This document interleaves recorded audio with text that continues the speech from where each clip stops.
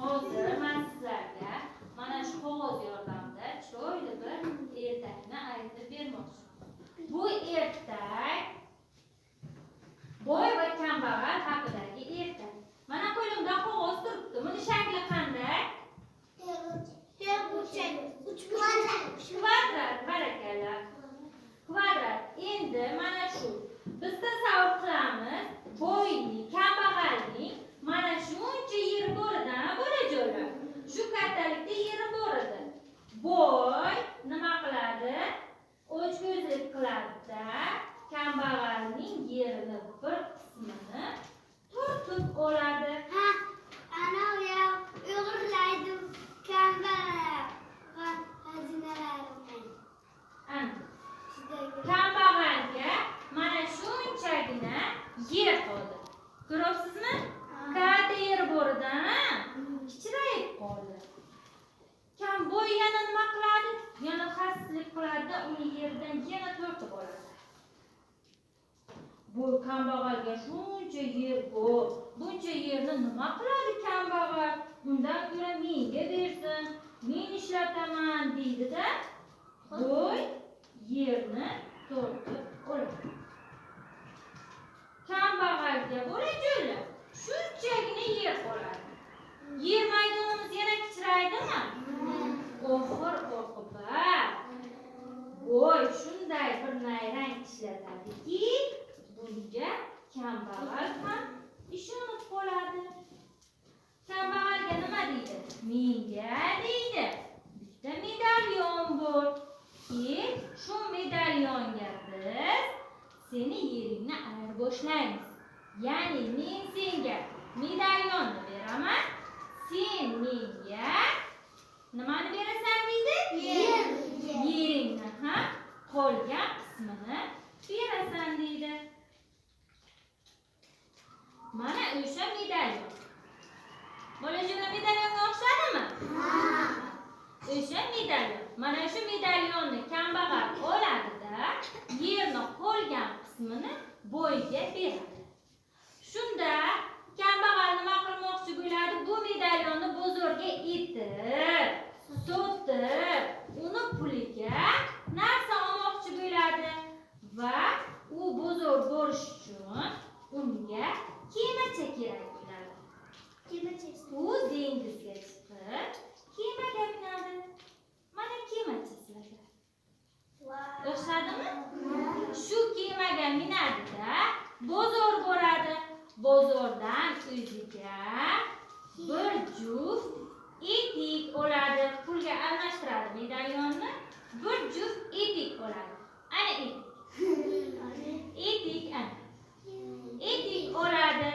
Keyin yana o'ziga bolajonlar ko'ylak oladi. Mana ko'ylakga o'xshadimi? Ko'ylak oladi. Ko'ylakdan qolgan pulga nima oladi? Shim oladi. Shimda qiling oladi. Shimni nima deymiz biz? Shim. Buruk. Bitta buni ham aylantiring. Shim oladi. Shimga o'xshadimi? Shim oladi. Qarasa, boy kambag'alni aldagan. Uni shuncha yer evaziga atigi bitta medalyon berganini, u medalyon hech qanchaga arzimasligini bilib qoladi va bitta pichoq oladi. O'sha qolgan pulga umid qiling tushib. Mana pichoq. O'xshadimi? Mana pichoq.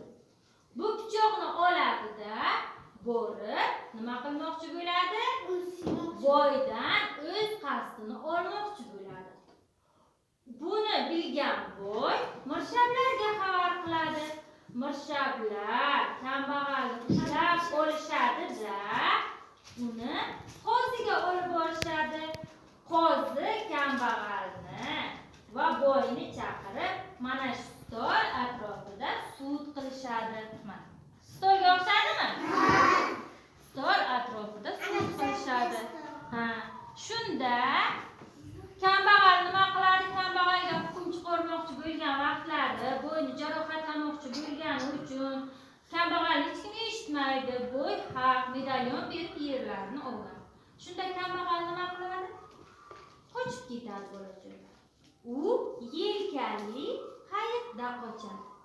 Ko'rdingizmi? Yelkali qayiqda qochadi. Uni mirshablar nimadan qavishadi? Qayiqcha bilan qavishadi. Quvadi. Ortidan boradilar. Ikkita kema bilan, qayiq bilan kambag'alni quvishadi. Shunda yelkali qayiqdan boy bitta bombani oladi-da, kambag'al mirshablarni bitta kemasini portlatib yuboradi. Ular esa suvga tushadi. Mirshablar suvga cho'kib ketadi. Mana bitta kemamiz portladi. Ikkinchi kemachamiz qoldimi bolajonlar? Shunda kambag'al ikkinchi bombani ham oladi-da, yana keyingi qayiqni ham portlatadi.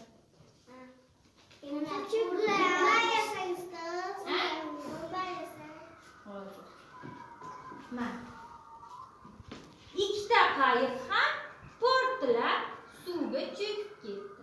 Mirshablar ham suzib qirg'oqqa yetib oldi. Shunda kambag'al yana qo'rqadi-da, nima deydi? Bular endi meni yana jazolaydi deydi-da, o'zini suvga otadi. O'sha qayiqda cho'kkan suvga o'zini suvga otadi. Va shu suv ichidan dengizdan yoshirinmoqchi bo'ladi-ku. Shu dengizdan bolajonlar kambag'al bitta quticha to'la xazina topib chiqadi. Mana qutichimizga o'xshadimi? Mana shu xazina ichi to'la olib chiqadi qutichimizda. Keyin buni o'ziga o'xshagan kambag'allarga, muhtojlarga pulini berib